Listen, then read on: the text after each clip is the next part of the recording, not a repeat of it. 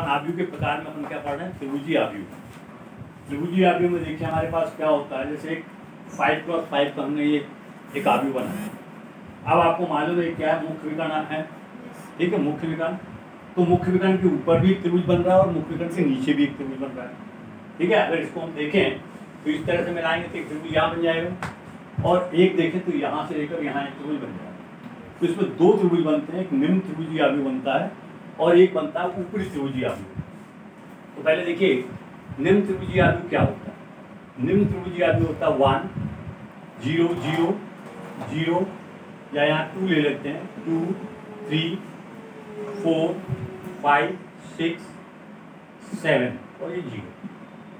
देखिए निम्न त्रिभुजीय आव्यूह में क्या होता है, मुख्य विकर्ण के ऊपर के सारे अवयव 0 होते हैं। ये मुख्य विकर्ण है, इसके ऊपर के पूरे अवयव देखिए, ये जो मुख्य विकर्ण है इसके पूरे ऊपर के अवयव हमारे पास 0 होंगे, उसको हम क्या बोलेंगे, निम्न त्रिभुजीय आव्यूह।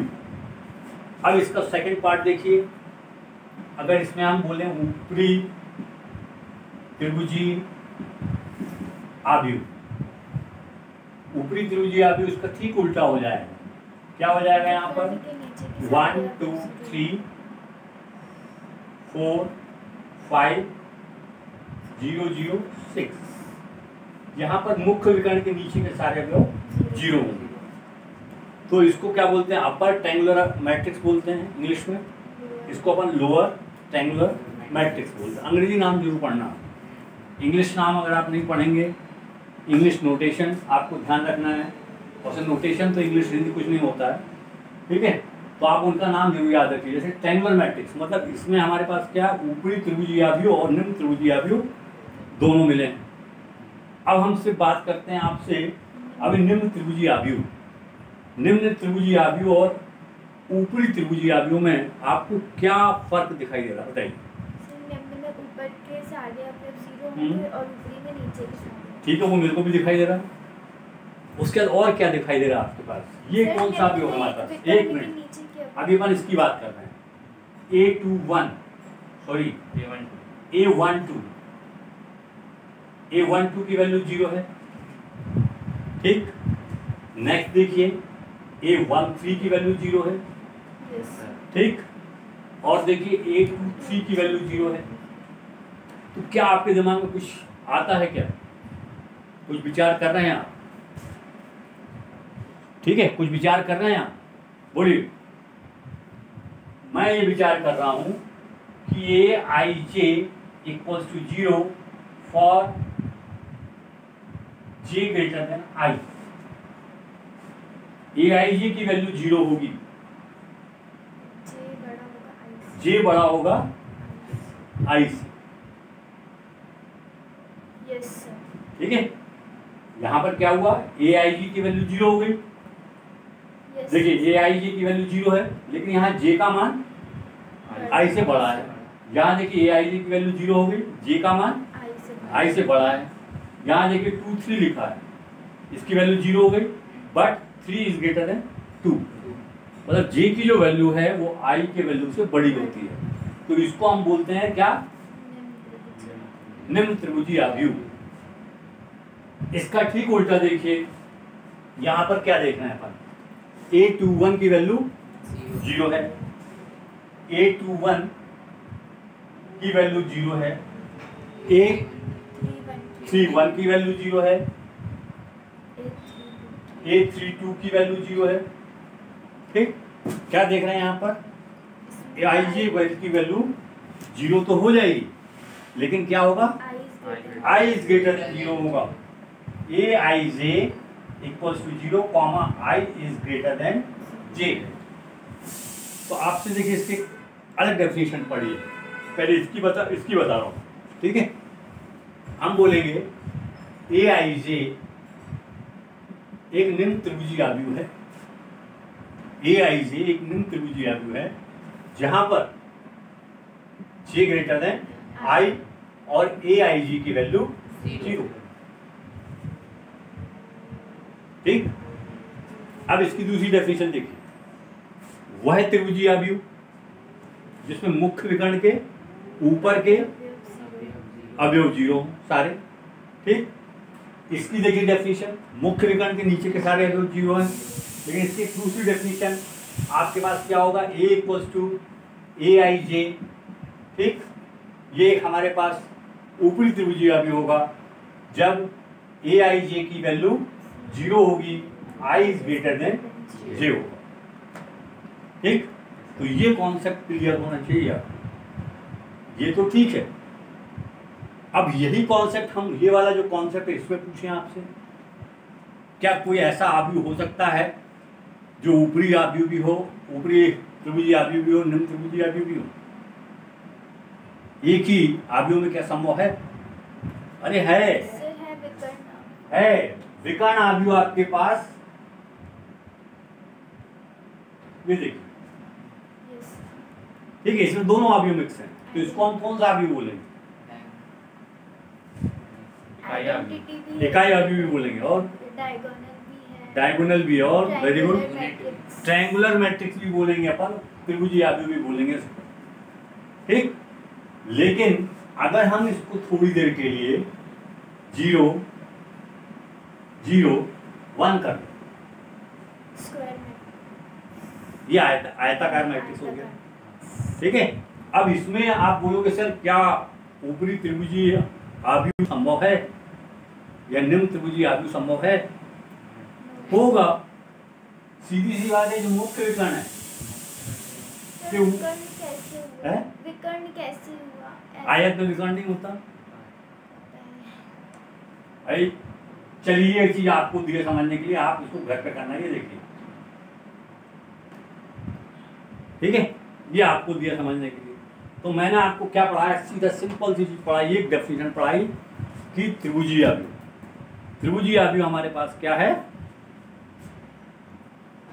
एक ऐसा आव्यूह जिसमें आपने स्तंभों की संख्या और पंक्तियों की संख्या बराबर रखी है, उसको कौन सा आव्यूह बोलते हैं? वर्ग आव्यूह, स्क्वायर मैट्रिक्स।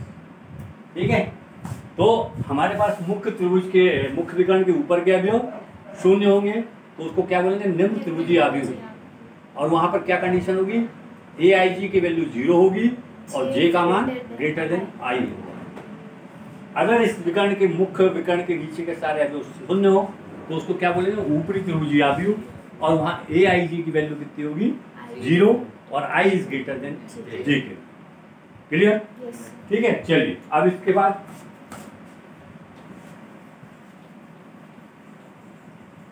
बेटा बोर्ड सीधा आ रहा है नहीं? यस सर, आ रहा है।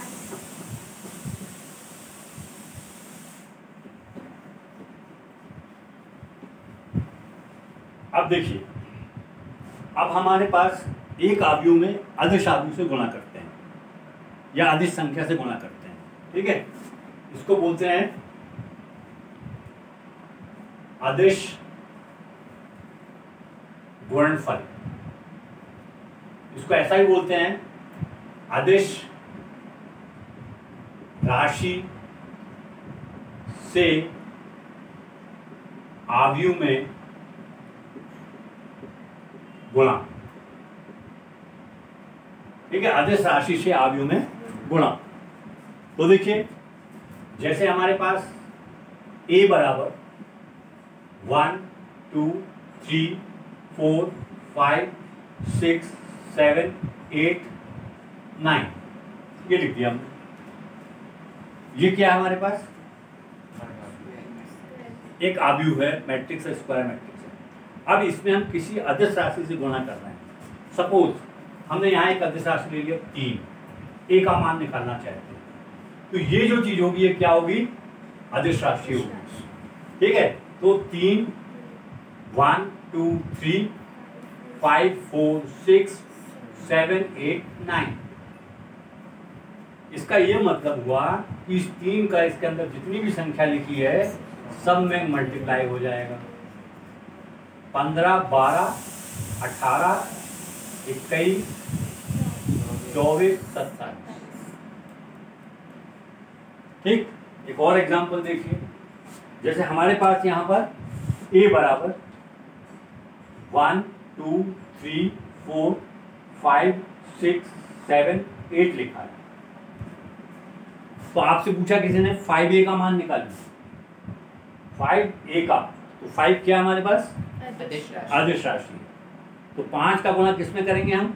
आव्यूह ए के प्रत्येक अवयव में करेंगे। ठीक, तो देखिए मैं अब डायरेक्ट लिखता हूँ 5, 10, 15, 20, 25, 30, 35, 40।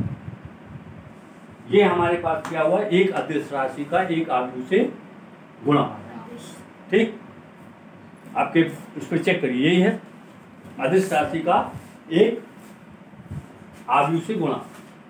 ठीक है, अब इसके बाद आता है क्या हेडिंग? आव्यूह का योग। नहीं, अभी अपन जो पढ़ रहे क्या है? अदिश, किसी आव्यूह का एक अदिश से गुणन। किसी आव्यूह का एक अदिश से गुणन। ठीक है, उसको हमने लिखा अदिश गुणनफल। अब देखिए आव्यूह का योग क्या होगा? आव्यूह का योग देखिए,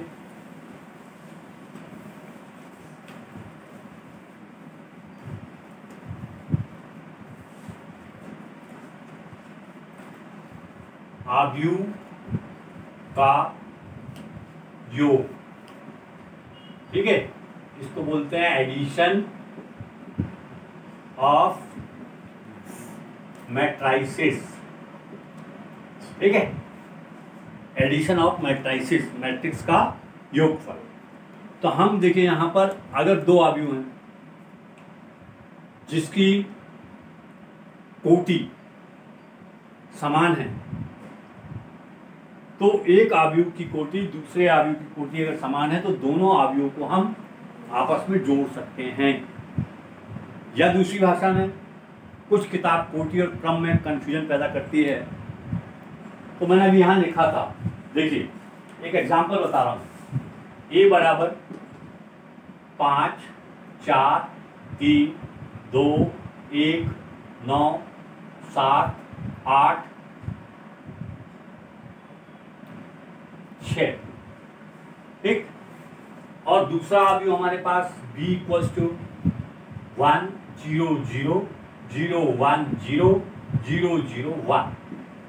तो हम आपसे पूछते हैं आव्यूह ए का क्रम कितना है? क्रम मीन्स ऑर्डर। क्रम का मतलब ऑर्डर, इंग्लिश में आप बोल रहे हैं। तो मैंने आपको पहले बताया कुछ किताबें इसमें कंफ्यूजन पैदा करती है क्रम और कोटि में। कहीं ऑर्डर को कोटि लिखा जाता है, कहीं ऑर्डर को क्रम लिखा जाता है। तो हम क्रम मान के ही जाते हैं। इस आव्यूह का क्रम कितना है? इसने बोला 3 क्रॉस 3 है, बिल्कुल सही बोला, पक्का? चलिए इसका क्रम 3 क्रॉस 3 है, इसका 3 क्रॉस 3। तो देखिए आव्यूह ए से क्या आव्यूह बी को जोड़ सकते हैं?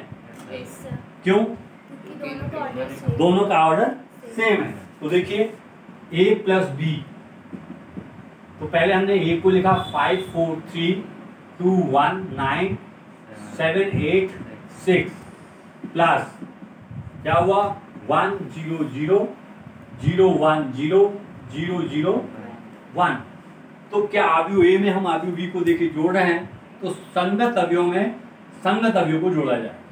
संगत अवयव क्या होगा? इसका A11 और उसका A11। ठीक है, तो देखिए हम जोड़ रहे हैं।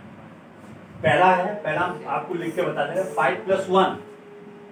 ठीक, सेकंड क्या होगा 4 + 0, फिर 3 + 0, फिर 2 + 0, फिर 1 + 1, 9 + 0, फिर 7 + 0, फिर 8 + 0, फिर 6 + 1।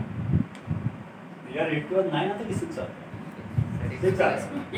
6 के बाद 0, 1, 6 + 1। ठीक है, तो देखिए इसको मैं यहाँ लिख देता हूँ आपको। क्या हुआ है हमारे पास 7, 4, 3, 5, 1, 6 हो गया, 2 हो गया, 2 हो गया, 9 हो गया, 7, 8, 7। ये इसका ए और प्लस बी का आंसर होगा। अब इसकी डेफिनेशन क्या हुई? दो आव्यूह को हम जब भी जोड़ सकते हैं आपस में जब उनके क्रम समान हो और तो उनके संगत अवयव में संगत अवयव को जोड़ा जाता है। ठीक है, ये दो आव्यूह का योगफल हो गया। ठीक है, अब देखिए हम आपसे पूछते, इसको आया समझ में आपको? इसके बाद देखिए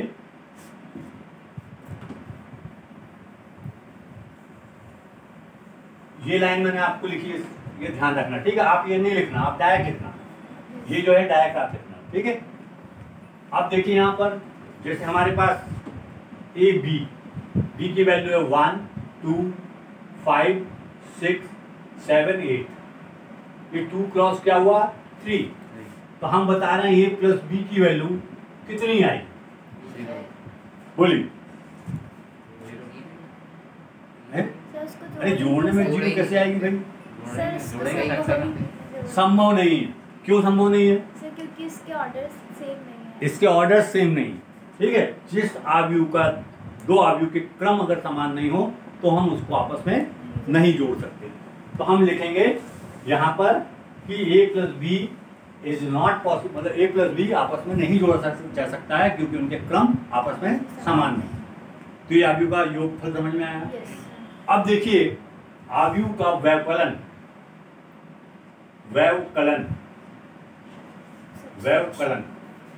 थोड़ा स्पेलिंग ध्यान दे देना। एक्चुअल में ये होगा सब्सट्रैक्शन ऑफ मैट्राइसिस, ठीक है। एक आव्यूह में से दूसरा आव्यूह, इसको बोल रहा है, एक आव्यूह में से दूसरा आव्यूह घटाना, ठीक है। Subtract one matrix from another matrix, ठीक है। तो देखिए हमारे पास यहाँ पर है, उसकी भी वही डेफिनेशन है कि एक आव्यूह में से दूसरा आव्यूह तब घटा सकते हैं जब उनके क्रम आपस में समान हो, ठीक है। तो देखिए यहाँ पर सबसे पहले यहाँ क्या आ जाएगा हमारे पास, कुछ भी ले लीजिए, 0 2 5 ले लिया हमने। तो देखिए a माइनस बी निकाल रहे हैं, तो आप सबसे पहले क्या लिखेंगे, 5 4 3 2 1 9 7 8 6 माइनस क्या होगा 1 2 5 6 7 8 0 2 5। तो हम एक आव्यूह में से दूसरे आव्यूह को तभी घटा सकते हैं जब उनके संगत अवयव आपस में नहीं, क्रम बराबर वही तो बोल रहा हूँ मैं, क्रम बराबर हो तो संगत अवयव आपस में, मैं उल्टा बोल दिया पहले, मैंने बोला संगत अवयव में संगत अवयव जब घटाएंगे जब उनके क्रम आपस में बराबर हो, ठीक है।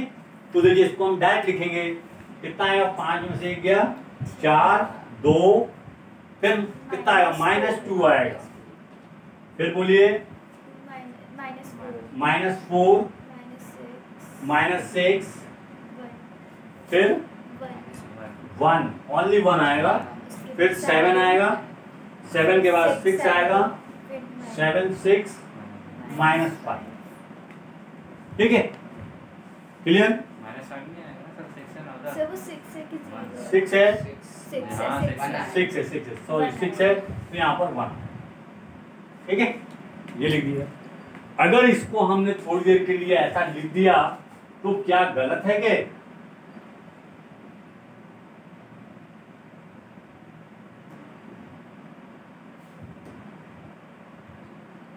बोलिए, हमने क्या किया, कब पढ़ा अपन ने, याद नहीं? अरे अभी पढ़ा अपन ने एक आदेश का आव्यूह में गुणनफल -1 का इस आव्यूह में गुणा करोगे तो ये आएगा ना, तो हमने वहां से माइनस कॉमन निकालना, ठीक है। तो ये चीज आपके पास आव्यूह का व्यवकलन हो गया, आव्यूह का योगफल हो गया, ठीक है। देखिए सबसे पहला नियम आता है, जैसे उन्होंने बोला क्रम विनिमय नियम। कोई जरूरी नहीं है हर किताब क्रम विनिमय नियम को पहला स्थान दे, ठीक है। क्रम विनिमय नियम, क्रम विनिमय नियम, इसको इंग्लिश में बोलते हैं कम्यूटेटिव लॉ, कम्यूटेटिव लॉ। ये बहुत इंपॉर्टेंट है, हर चैप्टर में पढ़ेंगे आप, यहाँ पढ़ेंगे, सदिश में पढ़ेंगे, ठीक है। तो ये सारा नियम देखिए, बस यहाँ पर अपन आव्यूह के लिए पढ़ रहे हैं, वहाँ वेक्टर के लिए पढ़ेंगे अपन, और बीच में एक जगह और पढ़ेंगे अपन, ठीक है। तो देखिए अगर दो आव्यूह हमारे पास ए और बी, तो इनका क्रम बदल दें तो वही मिलेगा, ए प्लस बी, और यहाँ क्या किया, बी प्लस ए कर दिया, तो ये क्या कहलाएगा? क्रम विनिमय नियम। देख लेते हैं एक छोटा सा मैट्रिक्स बनाकर 1 0 0 2 और b इक्वल्स टू ले लिया 5 4 3 0। तो क्या उतना ही आएगा a प्लस बी।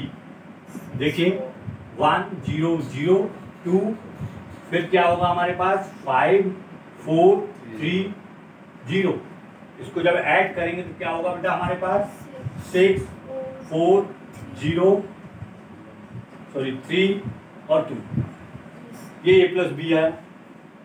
अब देखिए b प्लस ए। पहले b को लिखेंगे फिर 1 0 0 2 क्या होगा बेटा 6 4 3 2। ये इक्वेशन नंबर 1 मान लीजिए, इक्वेशन नंबर 2 मान लीजिए। ठीक है, तो देखिए यहाँ लिख सकते हैं समीकरण नंबर 1 और 2 से फ्रॉम 1 and 2 क्या हो जाएगा b प्लस ए। तो ये क्रम विनिमय नियम है।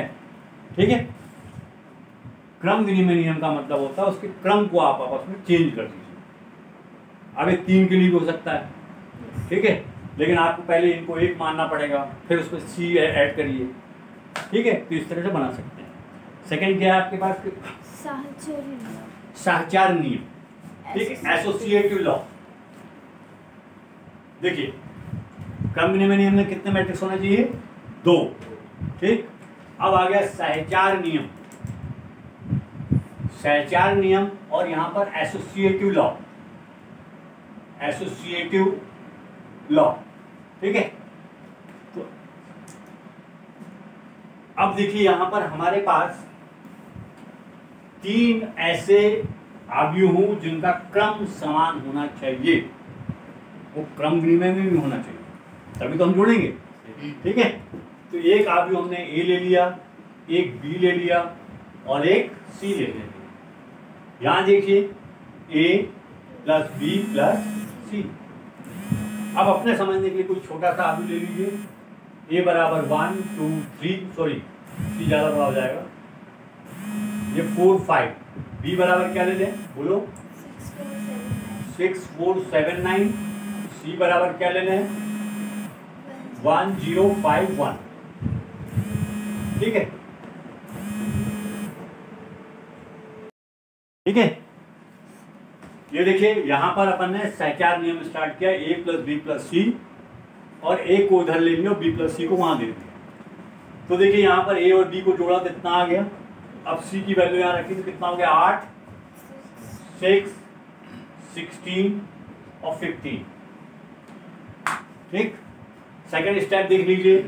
ए प्लस बी प्लस सी, तो ए की वैल्यू रख दीजिए 1 2 4 5 और बी प्लस सी को मैं डायरेक्ट लिख दे रहा हूं। कितना होगा? 7 4 12 10।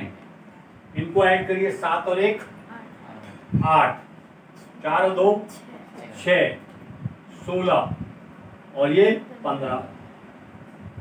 ठीक है, तो देख रहे हैं सहचार नियम क्या हुआ?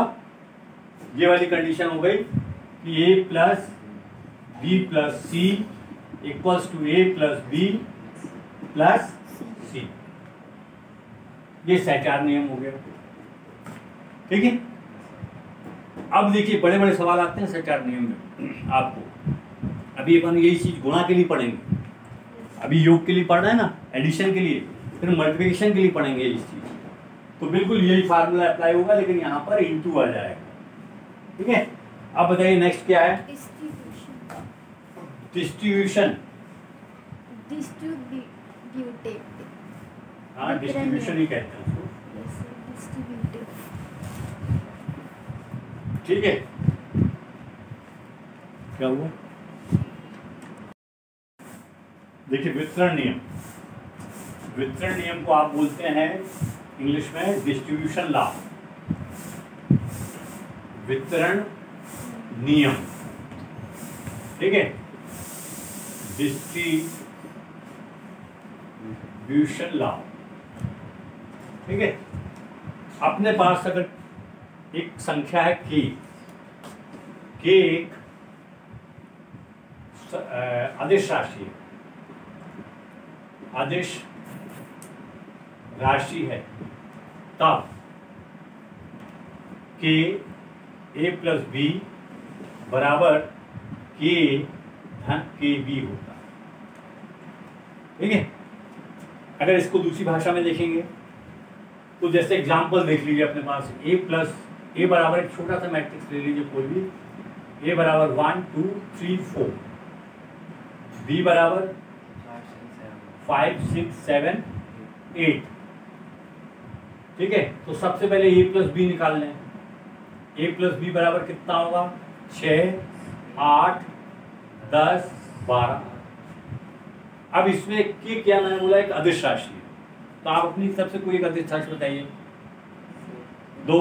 ठीक है, तो देखिए 2 ए प्लस बी डायरेक्टली 2 20 24।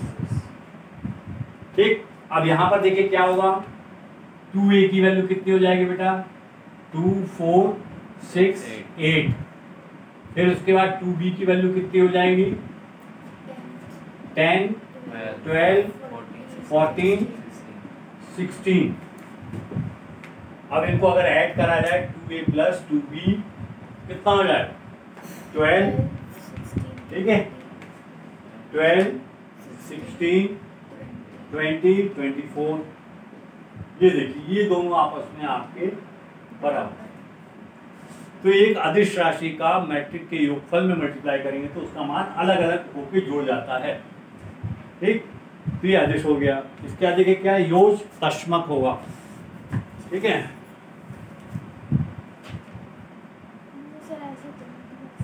ऊपर देखिए, ऊपर योग संबंधी कुछ अन्य। हाँ, क्या लिखा है? समक का अस्तित्व। योज तश्मक। सर उसके नीचे योग। हाँ ठीक है, कोई दिक्कत नहीं। देखिए, योज तश्मक, इसको इंग्लिश में बोलते हैं एडिटिव आइडेंटिटी। ठीक है, एडिटिव आइडेंटिटी। पहले आप योज तश्मक समझ लीजिए क्या होता है। योज तश्मक की अगर आपसे किसी ने डेफिनेशन पूछी, परिभाषा, तो आप बोलेंगे ऐसी संख्या जो किसी संख्या में जोड़ी जाए वह संख्या आप परिवर्तित रहे। कोई ऐसी संख्या जो किसी संख्या में जोड़ी जाए तो उस संख्या का मान आप परिवर्तित रहे, क्या हो? देखिए, आप 2 में क्या जोड़ेंगे कि 2 आ जाए? तो ये 0 जो है ये योज तश्मक है, और 0 का मान हमेशा हर जगह, सॉरी, योज तश्मक का मान हमेशा हर जगह 0 ही होता है। जैसे कैपिटल जी का मान कभी नहीं बदलता, ठीक, स्मॉल जी का मान बदलता है। तो आपसे किसी ने पूछा योज तश्मक, चाहे जबलपुर में रहो, जगदलपुर में रहो, संबलपुर में रहो, ठीक है, दंगलपुर में रहो, तो आप क्या बोलोगे? हमेशा योज तश्मक हमेशा 0 होता है। किसी ने आपसे पूछ ली योज तश्मक की डेफिनेशन बताइए, एक ऐसी संख्या जो किसी संख्या में जोड़ी जाए तो वो संख्या का मान अपरिवर्तित रहता है। ठीक है, तो यहाँ पर देखिए, यहाँ पर जैसे हमारे पास एक आव्यूह है, हम आव्यूह पढ़ रहे हैं, इसीलिए सारी चीज को आव्यूह के द्वारा बताएंगे। अब इसमें क्या जोड़ा जाए, आव्यूह में क्या जोड़ा जाए, सॉरी, इसमें क्या चीज जोड़ी जाए कि हमको फिर से मान वही प्राप्त होगा? 0 क्या? जोड़ना है, हाँ, जोड़ना ही हमको। अरे शून्य आव्यूह, शून्य आव्यूह, हमने आपको इसकी डेफिनेशन बताई है। शून्य आव्यूह वह आव्यूह होता है जिसके प्रत्येक अवयव शून्य होता है।